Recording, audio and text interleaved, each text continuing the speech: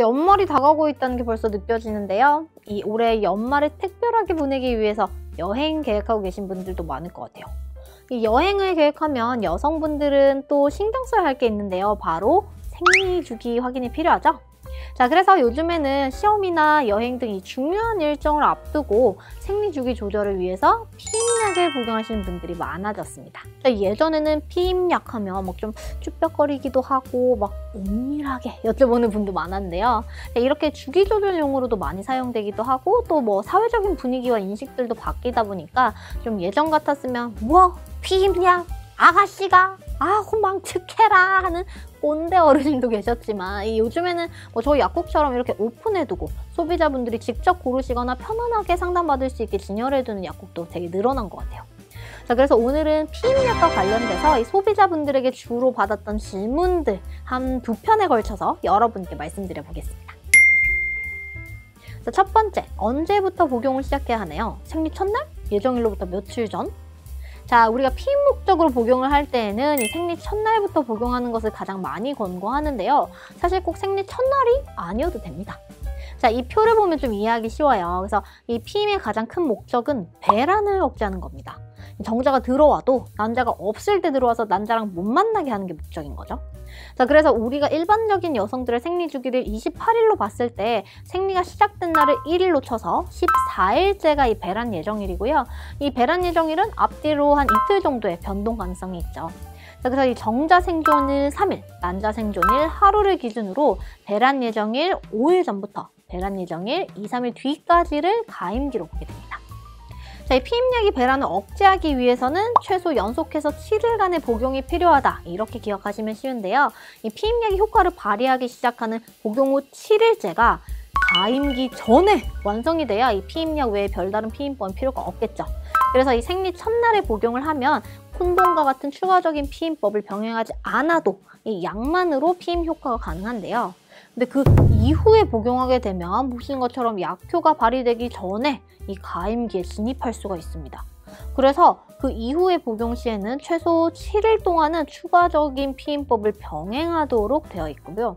또 이 가임기 이후라도 복용을 시작할 수는 있는데 단순히 피임만이 목적이라면 사실 가임기 이후에는 말 그대로 임신 가능성이 낮잖아요. 그래서 굳이 피임약의 복용이 불필요해서 권장하지 않는 거지 생리 첫날을 놓치면 효과가 없다거나 문제가 생겨서 생리 첫날에 먹어야 된다 이렇게 하는 것은 아닙니다.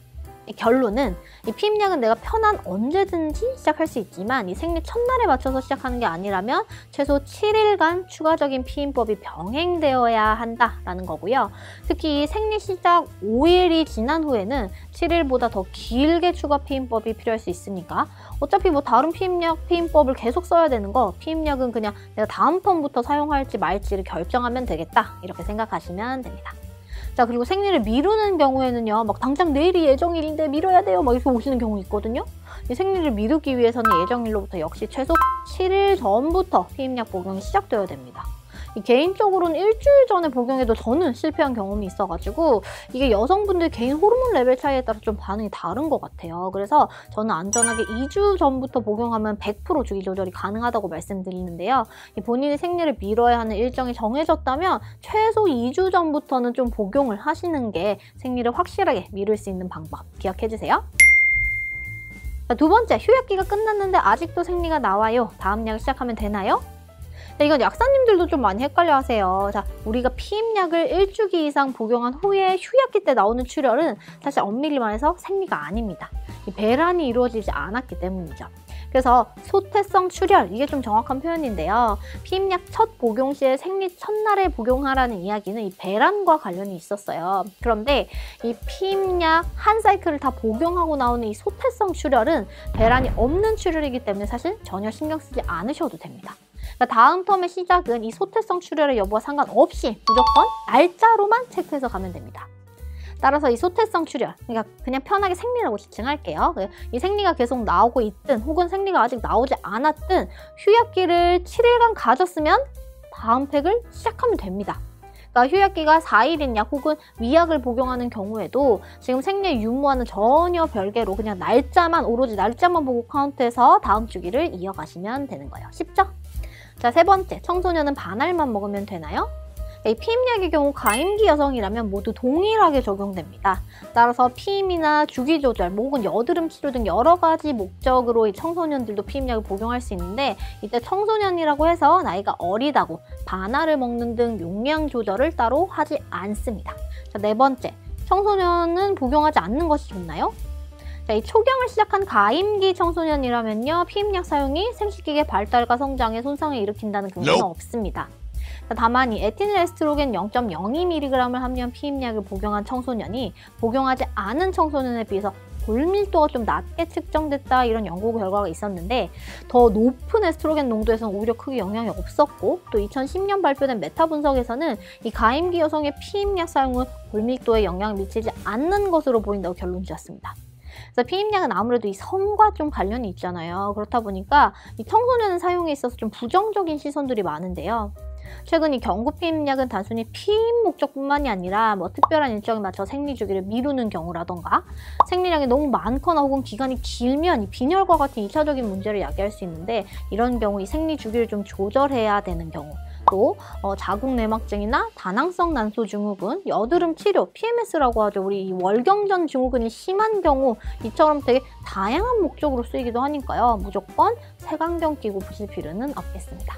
자, 다섯 번째, 계속 먹으면 나중에 불임이 되는 거 아닌가요? 자, 오래 드시는 분들 중에는 나중에 임신을 원할 때 난임이나 불임 될까봐 걱정하시는 경우가 많으세요. 근데 좀 잘 생각해보세요. 이 피임약은 휴약기를 하루라도 더 가지거나 복용 중간에 한 번이라도 빼먹으면 우리 피임 효과 떨어질까봐, 혹시 그래서 임신이 될까봐 계속 추가적인 피임법을 해야 되나 말아야 되나 이런 거 고민하잖아요. 다시 말해서 이 몸에 누적돼서 효과를 나타나는 게 아니에요. 그리고 효과가 장기간 복용한다고 해서 피임이 장기간 유지되지 않습니다. 그 말은 다시 말해서 장기 복용이 불임을 유발하지 않는다는 거죠. 그러니까 이 차후 일정 기간 정상적인 생리 주기를 좀 거친 후에는 가임 능력에 대한 영향을 주지 않는 것으로 알려져 있습니다. 특히 생리 불순과 같은 부인과적 문제가 있었다면 오히려 이 피임약 복용으로 주기나 생리량 등이 교정이 되면서 임신을 도울 수도 있어요. 자, 오늘은 피임약과 관련된 대표적인 질문 10가지 중 5가지 먼저 알아봤는데요. 여러분의 올바른 피임약 복용에 도움이 되셨을까요? 자, 다음 편에서도 이어서 이 피임약에 대한 궁금증들 함께 알아볼게요. 그럼 지금까지 김정은 약사였습니다. 오늘도 건강하세요.